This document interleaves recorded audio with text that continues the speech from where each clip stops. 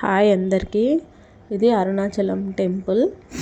మేము ఫ్రైడే రోజు నైట్ హైదరాబాద్లో స్టార్ట్ అయ్యాము. సాటర్డే మార్నింగ్ రీచ్ అయ్యామండి 10 o'clock అలా. ఇంకా ఫ్రెష్ అప్ అయిపోయి దర్శనానికి వెళ్ళిపోయాము. 2-3 hours అలా పట్టింది దర్శనానికి. ఆ తర్వాత లంచ్ అది చేసి కొంచెం రెస్ట్ తీసుకొని ఈవినింగ్ 6:30 ఆ మధ్యలో అట్లా మేము ఇంకా గిరి ప్రదక్షిణ స్టార్ట్ చేద్దామని ఇదిగోండి గోపురం దగ్గరకు వచ్చేసి ఇంకా దీపం వెలిగించేసి ఇక్కడ నుంచి స్టార్ట్ చేయాలంట. ఇక్కడ నుంచి మేము గిరి ప్రదక్షిణ స్టార్ట్ చేసాము. మాకు ట్రావెల్స్లో వెళ్ళామండి.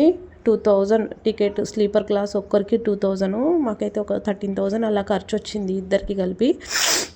ఫస్ట్ వచ్చేసి కొంచెం జలుబు చేసింది, ఏమనుకోవద్దు. ఫస్ట్ ఇంద్రలింగం అంటే మొత్తం అష్టలింగాలు ఉంటాయి, అన్నీ దర్శనం చేసుకుంటూ వెళ్ళాలి. తర్వాత అగ్నిలింగం తర్వాత మనకు వచ్చేది యమలింగం అండి. ఇలా ఒక్కొక్క లింగం దర్శనం చేసుకుంటూ వెళ్ళాలి.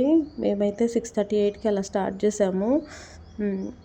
చూడండి, యమలింగం తర్వాత మనకు నైరుతి లింగం వస్తుంది. నైరుతి లింగం తర్వాత సూర్యలింగం వస్తుంది. ఇవి మనకు అష్టలింగాల్లో కౌంట్ అవ్వవు అనుకుంటా. సూర్యలింగం ఒకటి ఉంది, మధ్యలో ఇంకా చంద్రలింగం అని కూడా వస్తుందండి. మీకు అది వచ్చినప్పుడు చెప్తానులేండి. ఇది వచ్చేసి వెంకటేశ్వర స్వామి టెంపుల్ మధ్యలో ఉంటుంది. మనం గిరి ప్రదక్షిణ చేసే మధ్యలో ఉంటుంది. ఇంకా వెంకటేశ్వర స్వామి పాదాలు అయితే ఇక్కడ చాలా పెద్దగా ఉన్నాయి. మేము ఇక్కడికి రీచ్ అయ్యేసరికి మాకు 10:38 అలా అయింది. అంటే సగానికి రీచ్ అయ్యామన్నమాట. గిరి ప్రదక్షిణకి 6:30కి స్టార్ట్ చేసాము. అంటే మేము స్లోగానే వెళ్ళాము, అనవసరంగా ఫాస్ట్గా చేసుకొని రిస్క్ ఎందుకండి.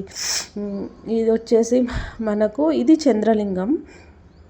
ఈ సూర్యలింగం, చంద్రలింగం అనేది మనకు అష్టలింగాల్లో కౌంట్ చేయరనుకుంటా. తర్వాత మేము మసాజ్ చేసుకున్నాం కొద్దిసేపు, కాలుకి చాలా పెయిన్ఫుల్గా ఉన్నాయని చెప్పి మసాజ్ చేసాము.